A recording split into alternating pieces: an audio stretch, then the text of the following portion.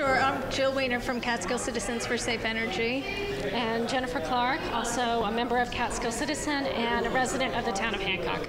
Oh, okay. So are either of you, since you're in Hancock, are you an impacted property owner? Not directly. I'm about maybe 3 miles as the crow flies from the area. But of course, it's going to affect the whole area and just make it easier for the drilling to come in. So we're talking about the compressor station. Yes. And for you, it seems like you're connecting it to just the shale gas drilling in general. That yeah. This is infrastructure, maybe. Is that kind of where you're going, what I'm hearing? Yeah, that's how I see it, is that they want to build the infrastructure so that once they start drilling, they can get the gas out of this area as efficiently as possible. What's Catskill Citizens' official stance on Marcellus Shale? Our official stance, we are not in favor of drilling. We're in favor of safe energy, and fracking for shale gas is not safe energy. Are you for a ban or criminalization? No, we're for a ban. Yeah. Yeah. Nice. Yeah. Okay. So, so this is something I haven't heard with the other people that I talked to. It sounds like maybe you are in opposition to. Are you in opposition to this compressor station? First of all. Yes. And it sounds like the reason might be is just because it's shale infrastructure, and we don't want this whole rollout. So this is one way that we can help slow it down. The opposition can That's slow a part of it, and there are just a whole host of ill effects that go along with a compressor station. I mean, we've seen this down in Dish, Texas, where, granted, they have a lot more pipelines and a lot more compressor stations, but they're all a lot smaller than the one that they're proposing to bring in here. So Jill, tell me, you started talking about talk about what kind of an event was this today, and what did you expect? This was so not what we expected. When I walked in here, I was very surprised that A, we weren't in an auditorium, and we were not going to have a presentation by Millennium Pipeline, and that there was not going to be a question and answer period with a group, so that you have a free flow of information. I think that I learned so much from when other people ask questions on both sides of the issues, and if we get answers, which doesn't always happen, but if we get answers from the company, or at least we know that there are avenues to pursue. There are questions that need answering. And to me, this was very strange. And even stranger is it was not advertised on the Millennium Pipeline website. So it was not on the website. It wasn't on the website. They said that they were going to advertise and have informational meetings, and then they didn't post this meeting. Right. So how did people find out about this meeting? Well, I saw it in an article in the River Reporter. Oh yes, in the River Reporter it was, and I think maybe even in another paper. But the Watershed Post picked it up. But the fact is that actually that wasn't an advertisement. That was an article, and so emails started flying around. We sent out a targeted email to our members in specific zip codes that are sort of in the impact area. Sure. So we sent out a targeted email to our members that were in the impact area because we think it's very important that people are aware of this. This is just because, there are a lot of second homeowners in the area. There are many second homeowners on Hungry Hill Road where this compressor station is to take place. And I don't know if the previous people who were speaking mentioned that the fact that they've picked this location seems to be because they own those 10.67 acres of property because they damaged a house so badly, including the foundation, the well, and the septic system, when Millennium came through and expanded the pipeline. They had to condemn a property? Yes. They had to purchase the property. So now they're looking for buffer zones to buy more property around it. And my question is, Town of Hancock is really heavily leased. I cannot imagine that there is not a better piece of property for them to go to that is, better for the community. And still, I don't think that this piecemeal approach to infrastructure is is appropriate, but this location is wholly inappropriate. Now, does the town have any ability to get involved in the siting of this thing, or is it just federal, is it just FERC? I think it's just FERC. The town of Hancock does not have any zoning. So you can do whatever you want with your property. And I find that very frustrating. And they've kind of sometimes talked with it with a little bit of pride that, no, we don't have zoning. We don't need it. Yeah, but the town still has the general police power, which the zoning is derived from. The town does not have a police force. The village has a small police force. No, but I don't mean police yes, specifically, but, and you can hold that a little closer since you're talking. Yeah. Zoning derives from the state general municipal law, where the state grants to municipal corporations, that's what they really are, they're subdivisions of the state of New York, the right to do things to protect the health, safety, and well-being of the population, like a police force. But zoning comes from that. I just learned this from Chip Northrup. Zoning actually comes out of the general police power. That's why we have zoning, is so we can put industry over here so it doesn't impact the homes over here and the farming over here. From what I understand, the history of this area is that there was a lot of agriculture, and the farmers did not want to be told what they could or could not do with their land, and so there was no zoning ever. But this does seem like a complete abdication of the responsibility of the town to take care of the health and welfare of its residents and the property values. And, if you're going to start to have industrial projects going on in a town, and your tax base is going to change. So all of those second homes and all of those residences that are primary residences that are on your tax rolls are going to lose their value, and then you're going to lose your tax base, and then you're going to lose your, all your services and infrastructure, and you're going to have a problem. So it is of top importance, the town getting involved in the siting of this thing. It's important that they should pay attention to this. And to their credit, I believe they have paid a little bit of attention. They did try to get Millennium to site the compressor station next to a golf course that the town owns. And why? And they, for some reason, said that site was not suitable. Because they didn't own it, probably. I mean, did I say that out loud? But that's where my mind goes. They own something, and so maybe that's the most convenient thing for them to do. Does the town get any revenues from this thing? Do they get a piece of?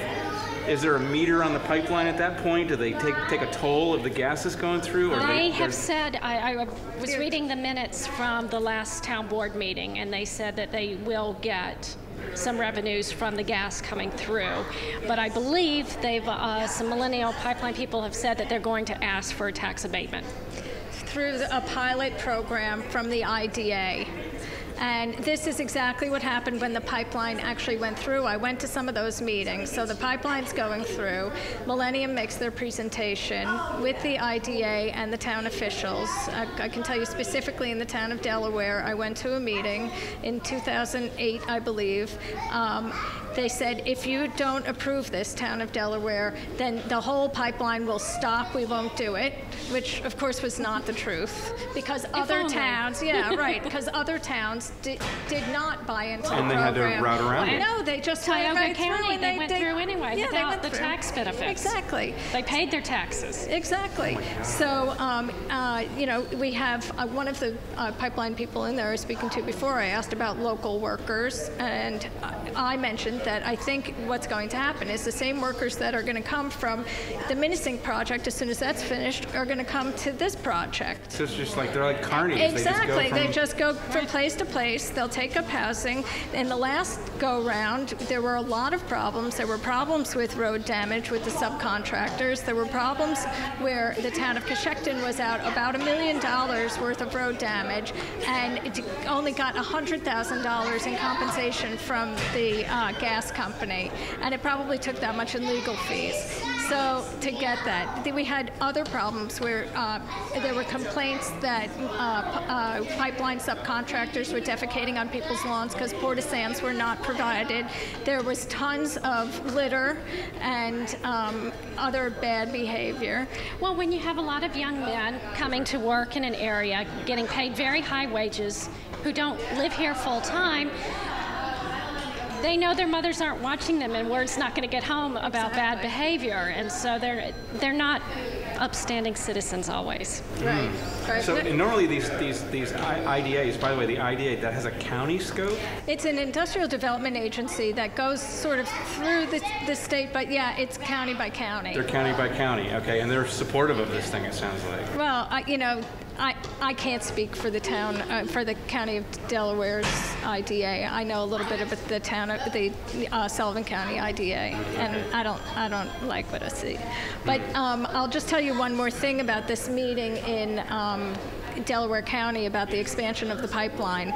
It was an 18-inch line. They changed it to be a 30-inch line when they replaced it. I asked them point blank, I said, why are you making it so much bigger? I can understand if the line is old and it's going to be corrupted and you need to replace it. I can understand that, but why are you making it bigger? And the point blank answer was, you have nothing to worry about. There is no gas here. We have found gas further upstate New York. There never will be drilling in this area. And this was 2007? This was 2008. They knew because the landsmen were already here signing leases. Now, when I asked the attorney in there about this, he said, well, we don't really know. This is a different part of the gas process. I sent him to our website. I said, listen, we've been doing a lot of research. You can learn now. Yeah, I didn't believe that. I mean, they've been, they were less than truthful in the past. I don't believe that they're going to be truthful now. So you believe that all of this from the Millennium back in 2008 is connected directly to the building of these compressor stations right now here and in Minisink. This was one big project, and you believe that they've illegally segmented this to avoid public outcry from the massive scale of this whole thing. I believe that that's something that should be looked into. I really do, and I think that, now you have a compressor station in Hancock and one in Minisink, and they've got to be probably 100 miles apart. Something's going to go in the middle, and, where will that land? I don't know. So were you disappointed by the format today? Oh yeah, I thought this format was ridiculous. I said there's no free flow of information. I told the FERC people that this was not advertised on the Millennium website, and they were very surprised, like jaw-dropping surprise. And I don't think that this is an appropriate way to hold an information session. Absolutely not. Is like not cocktail hour. This is a serious business. People's lives are going to be impacted. Have some cookies. This is really and bottled water. Get used to it. Are we allowed to say bullshit? Because it's bullshit. You can say anything you want. This is public access. Cool. Is there anything you want to add? Either one of you. I'm very concerned just about basic safety issues of the compressor station. I asked the gentleman standing at the safety table about the fact that there would not be a person staffed at this station. They will remotely monitor this station from another facility. Wait, it's 15,000 horsepower, and there's not a person on. And wait. No. Occasionally someone will come by. Didn't I? That's what he said. Somebody's going to come by if they hear a rattling, if they get a complaint that there's a rattling noise. So I just simply asked, where is this monitoring station? Where's the monitoring facility? Texas. And how long will it take to get people to the station when there's a problem? Oh, I don't know, but it'll be within 40 miles. 40 miles. Would you want to be inside a compressor station to monitor it? I guess not. There's a whole other problem here, and the problem is that we have first responders, and the first responders are not trained to respond to this magnitude of if something goes wrong. Didn't we just have a small one blow up in Montrose a couple months ago? Yes. And when there were when the Teeple well was going in Abramsville, just over the river from Callicoon in Pennsylvania, it was a test well. This is all secondhand, but the fire departments were told, the responding fire departments in New York were told, you cannot respond to this. There's a perimeter that you can respond to, but you can basically only stand there because a team will have to come in from out of state, from Texas, a response team to take care of this. Now, I know our firefighters, I know our first responders, and they are not going to stand idly by while something is happening that they think that they can fix. And they are going to go in there, and they are going to get hurt, and they're going to be exposed to things. And maybe at this compressor station, they're not going to be exposed to chemicals, but they will be exposed to something. Well, if they're pulling up a bunch of radon in the gas from the Marcellus Shale, and that's what's being pumped through that, and that's that's kind of a carcinogen. Yeah. Radon, sure. Radon. Yeah. So. Anything else? No, I got it. No. Okay. Thank you. Thank you so much. Thank you, Bill. Okay.